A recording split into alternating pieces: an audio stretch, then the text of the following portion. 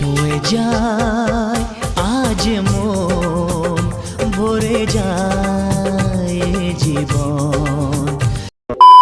Hello everyone, নতুন দিনে নতুন একটা ব্লগ নিয়ে হাজির আমি প্রিয়া। আর আজ আমার জন্মদিন, আর সেই উপলক্ষে এই যে তোমরা দেখছো এগুলো সব সাজানো চলছে।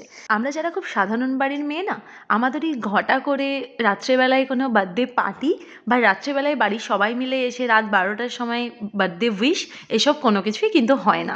আমাদের সব সাধারণ বাড়ির মেয়েদের জন্মদিন মানে মায়ের হাতে বিভিন্ন রকম খাবার আর ঠাকুরের পুজো দেওয়া প্রসাদ। সময় বদলে গেছে, অনেকটা বড় হয়ে গেছি, বিয়ে হয়ে গেছে, ছেলের মাও হয়ে গেছি। আর তার থেকেও বড় কথা, আমার দুই রত্ন মানে আমার দু ভাইও বড় হয়ে গেছে।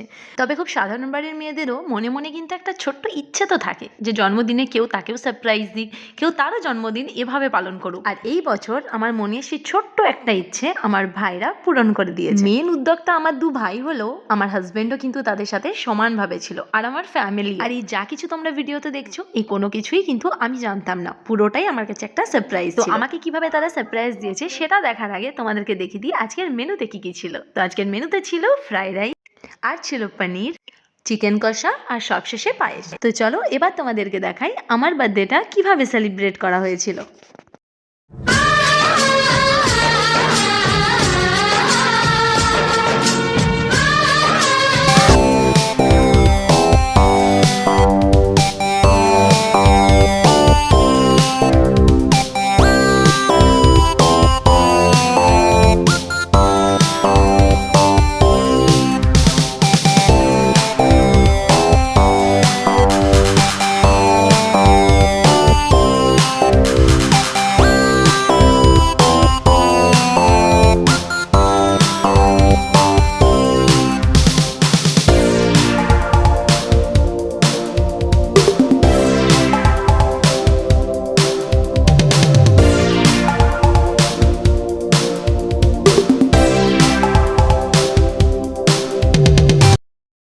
আমি খুব সাধারণ হলেও আমার বাড়ির প্রতিটা মানুষ অসাধারণ, কি তাই তো?